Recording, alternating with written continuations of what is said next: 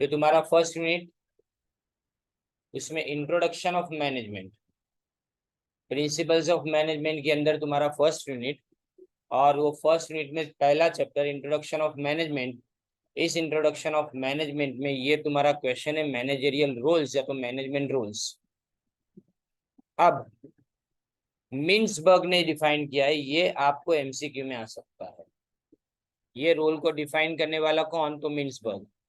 तो मिन्सबर्ग ने ये डिफाइन किया कि व्हाट मैनेजर्स डू, कि मैनेजर्स कौन कौन से काम को अंजाम देते हैं बिजनेस ऑर्गेनाइजेशन के अंदर।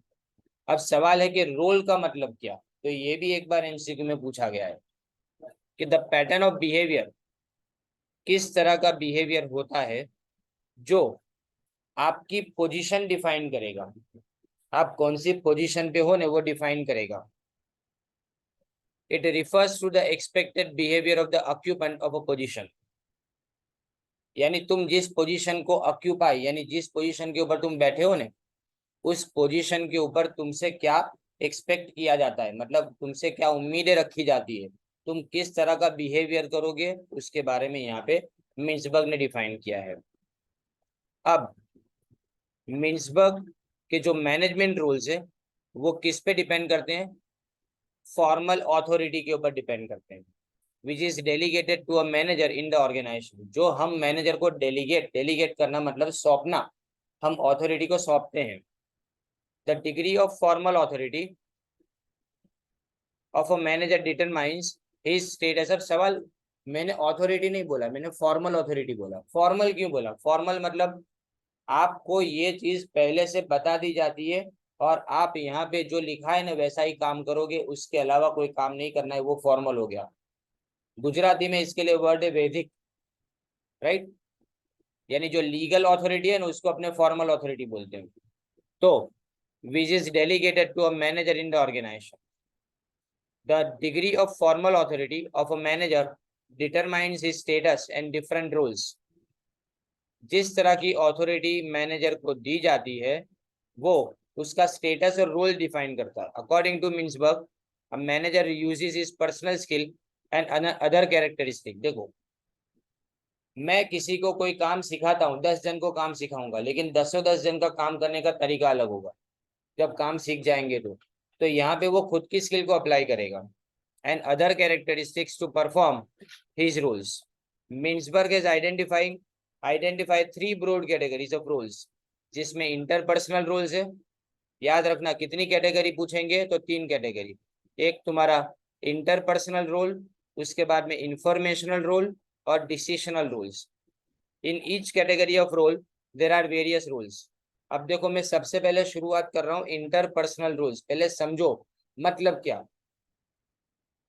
किसी से बात करना, किसी के साथ बिहेवियर करना, वो इंटरपर्सनल हुआ। अपने अंदर हुआ नहीं तो इंट्रापर्सनल हुआ, दूसरे के साथ हुआ वो इंटरपर्सनल हुआ। तो अब manager has to interact with other persons, both organizational members और आउटसाइडर्स, दोनों के साथ बात करनी है।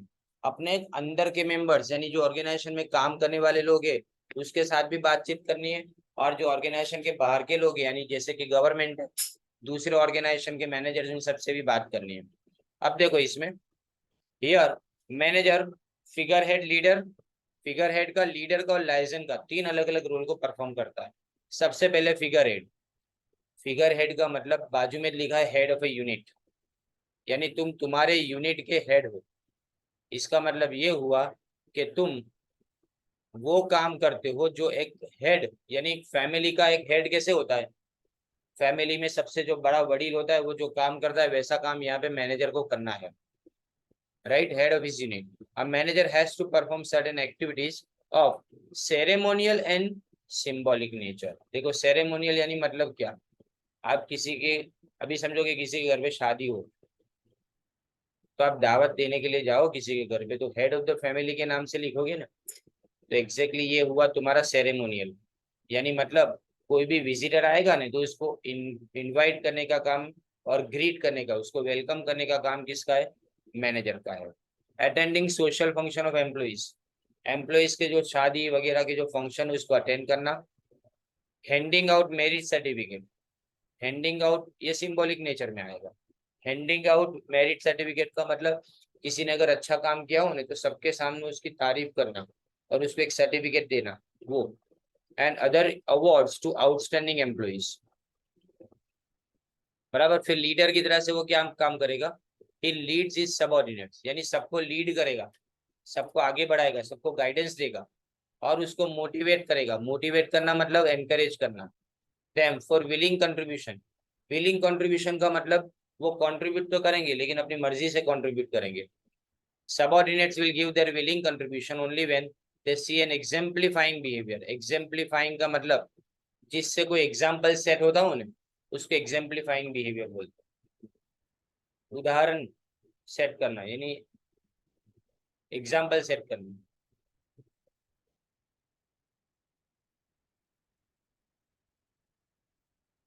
राइट। तो इसका मतलब लीडर है ना, तो अगर कोई काम नहीं आए, अब एग्जाम्पल आपको सबसे सिंपल सा एग्जाम्पल,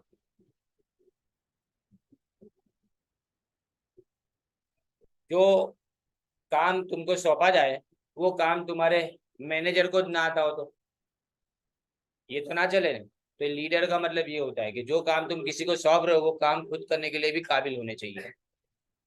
फिर लाइजन आता है। लाइजन यानी लिख, जो कि इसमें लिखा हुआ है connecting link between organization and outsiders और between his unit and other organization. Liaison मतलब कनेक्ट करना, अपने ऑर्गेनाइजेशन को दूसरे ऑर्गेनाइजेशन के सामने रिप्रेजेंट करना, मतलब मैं अपनी बातों को दूसरों के सामने रखूंगा।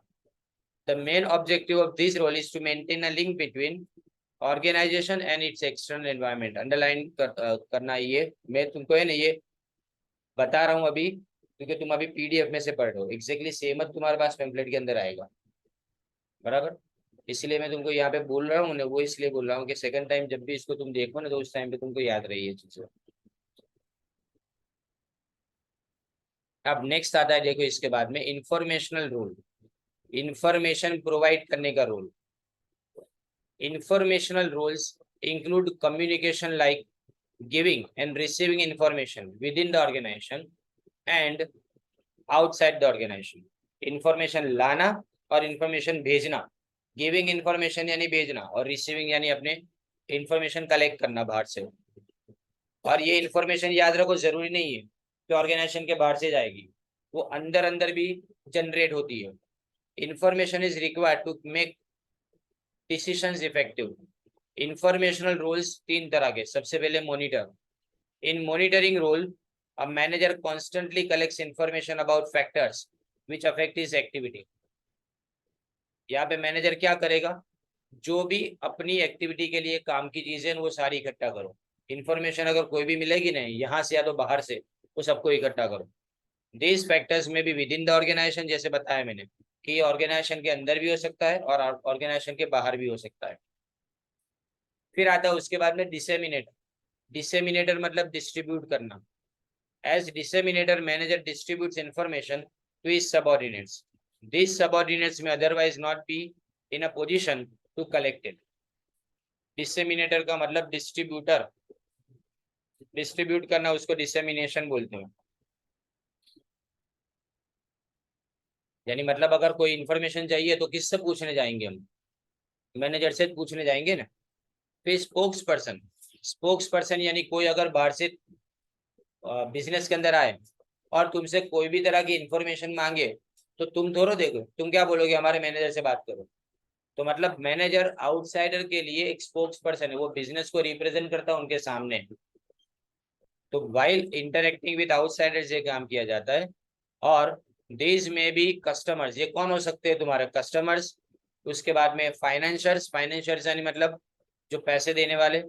Government, suppliers and other agencies. Other agency में कौन आती है, टैक्स एजेंसी।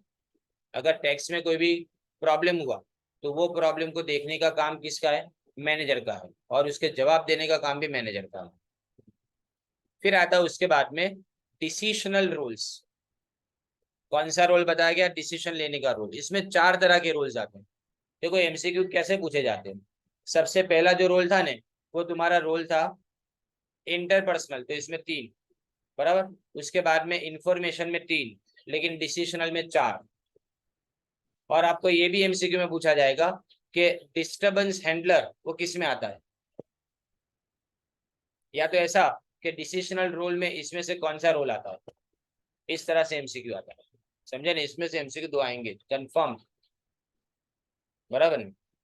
ये रोल और स्किल आपको है ना एंसन के लिए भी इतना इंपॉर्टेंट है, और यहाँ पे भी पहला इंट्रोडक्शन वाला पूरा चैप्टर अपने को करने का ये, उसके बाद में ना डिसीजन मेकिंग वाला करने का, दो करो, उसके बाद में दूसरे दो तुम्हारे ऑप्शन में छूट जाएंगे, सीधा 50 टका हो गया। Okay, in this category there are 4 types of roles, एक तो entrepreneur, disturbance handler, resource allocator and negotiator. उसमें पहले एंटरप्रेन्योर और manager takes the decision and bears certain risk in the result of their action. Such action in its result are affected by variety of external factors in the environment.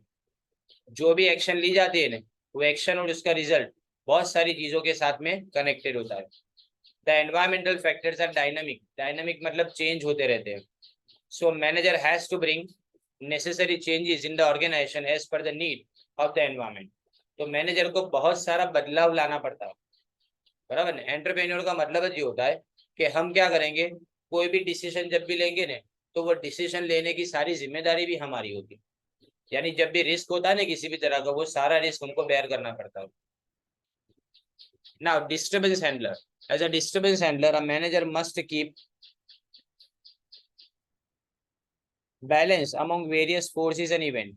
यानी disturbance अगर कोई भी तरह से हुआ, जैसे कि अभी समझोगे कोई हड़ताल हो गई बिजनेस के अंदर, तो ये डिस्टर्बेंस क्रिएट हुआ।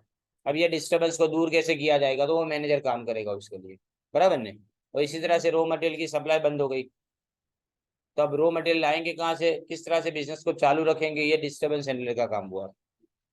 तो अगर तुम्हारे ऑर्गेनाइजेशनल इक्विलिब्रियम, इक्विलिब्रियम यानी तुम्हारी स्टेबल सिचुएशन को जो खराब करे ना, अच्छी सिचुएशन को जो खराब करे और वर्किंग नॉर्मल तरह से चल रहा हो उसको खराब करे, तो वैसे कोई भी फैक्टर्स को, वो वैसे कोई भी फोर्सेस को क्या करेंगे, अपने उसको सॉल्व करेंगे। जैसे आगे मैंने एग्जांपल दिए, वही एग्जांपल यहाँ पे, जैसे इंक्लूड स्ट्राइक बाय एम्प्लॉइज और शॉर्टेज ऑफ रॉ मटेरियल, और एम्प्लॉय की कोई भी कंप्लेन हो, और ग्रीवेंस, ग्रीवेंस यानी परेशानी, कंप्लेन ग्रीवेंस सेम है। फिर resource allocator, as a resource allocator a manager allocates various resources like, देखो रिसोर्स अलोकेटर यानी अगर कोई भी चीज तुम्हारे पास नहीं हुई तो तुम किससे मिलोगे, मैनेजर से जब अपने मिलेंगे ना, उनसे बात करेंगे। इसमें ह्यूमन रिसोर्स की अगर जरूरत पड़े, फिजिकल रिसोर्स की जरूरत पड़े, और फाइनेंशियल रिसोर्स की जरूरत पड़े। फिजिकल रिसोर्स का मतलब क्या आता है, रॉ मटेरियल, मशीन, ये सब तुम्हारे फिजिकल रिसोर्स में। फाइनेंशियल मतलब पैसे की जरूरत पड़े, तो कहाँ जाएंगे, अपने सीधे मैनेजर से मिलेंगे अपने। फिर आता है उसके बाद में negotiator, as a negotiator a manager makes a negotiation with various interest groups in the organization. Such interest groups are shareholders, employees और outside agencies.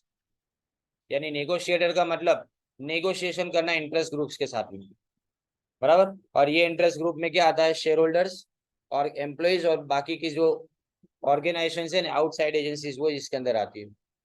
अब आगे देखिए, ये तुम्हारा 4 रोल इसके अंदर हो गए। तो देखो ये फर्स्ट क्वेश्चन के अंदर अपने रोल्स देखे 3 अलग अलग तरीके के, बराबर। अब इसके बाद में स्किल्स है, ये भी आपको एमसीक्यू के लिए इंपॉर्टेंट क्वेश्चन है। और स्किल का मतलब क्या, स्किल और रोल दोनों कंफ्यूज करते हैं। स्किल का मतलब प्रैक्टिकल एबिलिटी और एक्सपर्टनेस इन एन एक्शन, यानी डूइंग समथिंग। स्किल का मतलब इंडिविजुअल की एबिलिटी कि वो अपना नॉलेज एक्शन में ट्रांसलेट कर पाए। जैसे अपने बोलते हैं तुमको कंप्यूटर आता है, बराबर, पर तुम कंप्यूटर को कैसे चलाते हो वो तुम्हारी स्किल है। यानी नॉलेज तो है तुम्हारे पास, बस नॉलेज को एक्शन में कैसे कन्वर्ट करते हो ना, उसकी तुम्हारी एबिलिटी, उसको अपने क्या बोलेंगे, स्किल बोलेंगे। अब यहाँ पे रॉबर्ट कार्ड्स का नाम याद रखना है। ऊपर कौन था, मिन्सबर्ग, यहाँ पे रॉबर्ट कार्ड्स का नाम याद रखना है, स्किल के साथ एसोसिएटेड उसका नाम है। इसने 3 अलग अलग हिस्सों में इसको डिवाइड किया। क्वेश्चन काफी सिंपल है, मैंने क्या बोला, इंपॉर्टेंट है, डिफिकल्ट नहीं बोला। ये क्वेश्चन इंपॉर्टेंट है, बहुत सिंपल क्वेश्चन है। इसके बाद वाले क्वेश्चन भी जब मैं कराऊंगा तो भी तुमको ऐसा ही लगे, बहुत सिंपल क्वेश्चन है ये सब। यानी ये सब रिवीजन है तुम्हारा, एक तरह से नहीं, ये सब तुम्हारा रिवीजन, खास करके फ्यूल की बात जब अपने करेंगे तो। अब यहाँ technical skill, technical skills are concerned with what is done, they deal with things. Technical skill तो ये एमसीक्यू में आ सकता है कि which of the following things, वो which of the following skills deal with things, तो ये क्या आएगा, technical skill. They are related with knowledge and proficiency in the process, procedure, methods and techniques which are used in doing a work। यानी तुम्हारे पास कितना knowledge है और तुम्हारे पास कितनी खूबी है। प्रोफिशिएंसी का मतलब किसी चीज के अंदर आने वाली खूबी, कोई प्रोसेस के अंदर, कोई प्रोसीजर के अंदर, मेथड और टेक्निक्स के अंदर। Technical skills are learn by accountant. और ये कौन करेगा, अकाउंटेंट। वो अपना काम जानता हो तो उसके पास टेक्निकल स्किल है। अपने दिमाग में क्या आता है, टेक्निकल मतलब मशीन ना, टेक्निकल का मतलब जो काम तुमको सिखाया गया वो काम करने की तुम्हारी स्किल। फिर इंजीनियर के पास इंजीनियरिंग की स्किल होगी, मैनेजर्स के पास उसकी। This skills are develop by actual practice on the job. अब वो तुम सीख के नहीं आते हो, बात समझ लो। तुमने अकाउंट में कैसे सम सीखे, 0 0 वाले छिल्ले, पर बिजनेस में सही में हिसाब ऐसा थोड़ा बैठता है। कोई 4 रुपए का भी हिसाब होगा, कोई 40 पैसे का भी हिसाब होगा। तो जब अपने प्रैक्टिस करेंगे तब पता चलेगा सही में कि किस तरह से काम किया जाता है। To maintain, according to Bolton, these skills are hard skills and they are easily visible in a person। अब सवाल हार्ड का मतलब तुम्हारे दिमाग में आएगा बहुत डिफिकल्ट होगी ना। हार्ड का मतलब जो दिखे वो हार्ड, जो दिखे ना वो सॉफ्ट। अभी तुम जो पढ़ रहे हो वो सॉफ्ट कॉपी में से पढ़ रहे हो, बराबर नहीं। ये सॉफ्ट कॉपी हो गया, लेकिन मैं आपको पैम्फलेट दूं हाथ में तो क्या हो जाएगा, तुम्हारे लिए हार्ड कॉपी हो गई, सिंपल। तो हार्ड स्किल्स इजीली विजिबल है। To maintain the work flow in the organization, पहला वर्क फ्लो का मतलब the work of material given by one person to another. काम जो दिया जाता है वो, to prescribe and maintain the work flow the managers must have technical knowledge of that work. अब अगर मैं तुमको कोई काम सौंपता हूँ, वो तो काम की तुम्हारे पास काबिलियत होनी चाहिए। To maintain order in the work system, order means there should be place for everything and everything should be on its place. यानी लिखा ये गया है कि ऑर्डर का मतलब ये होता है कि हर चीज की अपनी खुद की, याद है ना अपने ऑर्डर वाला देखा था इसके अंदर, हेनरी फ्योल के प्रिंसिपल के अंदर ऑर्डर का प्रिंसिपल आता है कि हर चीज की अपनी जगह होनी चाहिए और हर चीज अपनी सही जगह के ऊपर होनी चाहिए। For maintaining effective order system managers must have knowledge of work system and work flow. तो मैनेजर के पास क्या होना चाहिए, वर्क सिस्टम भी होनी चाहिए और वर्क फ्लो उसका भी नॉलेज उसके पास होना चाहिए। ये क्या हुई, तुम्हारी टेक्निकल स्किल्स हुई। उसके बाद आती है ह्यूमन स्किल्स। ह्यूमन स्किल्स को हम कौन से नाम से जानते हैं, ह्यूमन रिलेशन स्किल के नाम से जानते हैं। They deal with people. अब उसमें थिंग्स था, यहाँ क्या लिखा है, पीपल लिखा है, बराबर नहीं। They are related with one's ability to work effectively with others on person to person basis and to build up cooperative group relations to accomplish organizational objectives. यानी ऑर्गेनाइजेशन में किसी भी ऑब्जेक्टिव को पूरा करने के लिए ह्यूमन स्किल की जरूरत पड़ती है, क्योंकि हम दूसरों के पास से काम निकलवाते हैं, दूसरों को समझना पड़ता है, दूसरों के साथ बात करनी पड़ती है, तो बात करने का तरीका सलीका दोनों आना चाहिए। The managers require human skills for effective performance of following type of managerial jobs. सबसे पहले लिखा है to interact with others. Every manager requires interpersonal skill to interact with others within and outside the organization। Organization किसी के साथ में बात करना, इंटरपर्सनल बात करने का तरीका आना चाहिए। And to communicate with others, वो खुद एक इफेक्टिव स्पीकर होना चाहिए, यानी बोलना उसको अच्छा आना चाहिए। एंड लिसनर भी होना चाहिए, यानी सुनने वाला भी। ऐसा नहीं खाली बोल बोल करे, सामने वाले के प्रॉब्लम्स को सुनना भी पड़ेगा ना। Listener to communicate with others frequently. फिर लिखा गया to direct the subordinates. Every manager should effectively lead and direct his subordinates. This requires effective leadership. To make leadership effective he must have emotional stability. यानी अगर leadership को effective बनाना है तो तुम्हारे पास क्या होना चाहिए, एक इफेक्टिव लीडरशिप की क्वालिटी होनी चाहिए, प्रॉपर क्वालिटी होनी चाहिए तुम्हारे पास, तुम लीडर बन पाओ वैसा। इसके लिए आपको इमोशनल स्टेबिलिटी, इसका मतलब छोटी छोटी बातों पे गुस्सा हो जाए तो इमोशनली स्टेबल नहीं है। फिर एम्पैथी, एम्पैथी का मतलब दूसरों के बारे में उनकी कंडीशन को समझ के सोचना, उसको एम्पैथी बोला जाता है। सिंपैथी अलग है, सिंपैथी यानी सहानुभूति, लेकिन एम्पैथी का मतलब दूसरों की कंडीशन को समझ के उसके बारे में सोचना। फिर ऑब्जेक्टिविटी, ऑब्जेक्टिविटी मतलब हमें ने ये देख के चलेंगे कि हम किसी के पास से क्या काम निकलवाना चाहते हैं, and ability to influence others, और मैं दूसरों के पास से काम निकलवाना चाहता हूं तो मैं दूसरों के ऊपर इन्फ्लुएंस करूंगा ऐसा। To motivate the subordinates, every manager should motivate his subordinates to get best result out of them. To make motivation effective, he must understand the needs of the subordinates and must try to satisfy those needs. यानी बता ये गया कि वो दूसरों को motivate कर पाए ऐसा होना चाहिए, और अगर मोटिवेट करता है तो मोटिवेशन के लिए पहले तुमको एम्प्लॉय को समझना पड़ेगा, अपने सबऑर्डिनेट को समझना पड़ेगा, फिर जो काम आप निकलवाना चाहते हो वो काम उनके पास से करवा पाते हो। फिर आता है टू रिजॉल्व द कन्फ्लिक्ट। अब कन्फ्लिक्ट को रिजॉल्व करना, इसका मतलब कॉम्प्रोमाइज करना, यानी you must be a compromiser. Compromise करना यानी कोई जगह पे झगड़ा होता है तो कोई तो कॉम्प्रोमाइज करेगा, पहली बात। दूसरी बात, स्मूदर यानी काम में अगर कोई भी परेशानी आती है तो उसको स्मूथ करने वाला। एंड नेगोशिएटर, बातचीत से सारे मसले सॉल्व करने वाला, उसको नेगोशिएटर बोला जाता है। ये हुआ तुम्हारी दो स्किल। उसके बाद में conceptual skill. Conceptual skills are also known as general management skills that deal with ideas. Conceptual skills mean the ability to see the whole picture, to recognize concept का मतलब idea। देखो तीन बातें समझ ली। पहले क्या, टेक्निकल यानी थिंग्स, इंटरपर्सनल यानी पीपल, और यहाँ पे कंसेप्चुअल का मतलब आइडियाज, बराबर ना। Conceptual skills means the ability to see the whole picture, to recognize significant elements in a situation and to understand the relationship among these elements। यानी तुम अपने लिए रिकॉग्नाइज करोगे, पहचानोगे क्या, सिचुएशन को, अलग अलग एलिमेंट्स को, एंड उसके बाद में हम क्या करेंगे, समझेंगे अलग एलिमेंट्स के बीच में क्या रिलेशनशिप है। जैसे अगर समझो कि एम्प्लॉय बार बार गुल्ले मार रहा है तो हमको समझना पड़े कि वो क्यों ये कर रहा है, समझे नहीं, तो रिलेशन क्या है उसका, काम नहीं पसंद आ रहा है, वर्कर पसंद नहीं आ रहे, या हमारा एटीट्यूड खुद का उसको नहीं समझ में आ रहा है। ये according to Bolton, these skills are soft skills. देखो ये आया नहीं, कौन सी स्किल को सॉफ्ट स्किल बोलेंगे, कंसेप्चुअल को बोलेंगे। And they are hardly visible in the person. Conceptual skills are related to conception, mental conception related to development of new product और न्यू आइडिया। कोई नई प्रोडक्ट या तो नया आइडिया उसको डेवलप करने के लिए अगर हम कोई कंसेप्ट या नया आइडिया लेके आते हैं उसके साथ में कनेक्टेड है। The managers require conceptual skills for effective performance of following managerial jobs. पहली बात, टू मेक स्ट्रेटेजिक और नॉन प्रोग्राम डिसीजंस। दो बातें, इसमें दो वर्ड लिखे, बराबर नहीं, स्ट्रेटेजिक लिखा है इसका मतलब लॉन्ग टर्म के लिए, वो स्ट्रेटेजिक हुआ। और नॉन प्रोग्राम का मतलब जिसके ऊपर से प्रोग्राम बनेंगे, वो किसी प्रोग्राम पे डिपेंड नहीं करता, इसके ऊपर से कोई प्रोग्राम बनेंगे।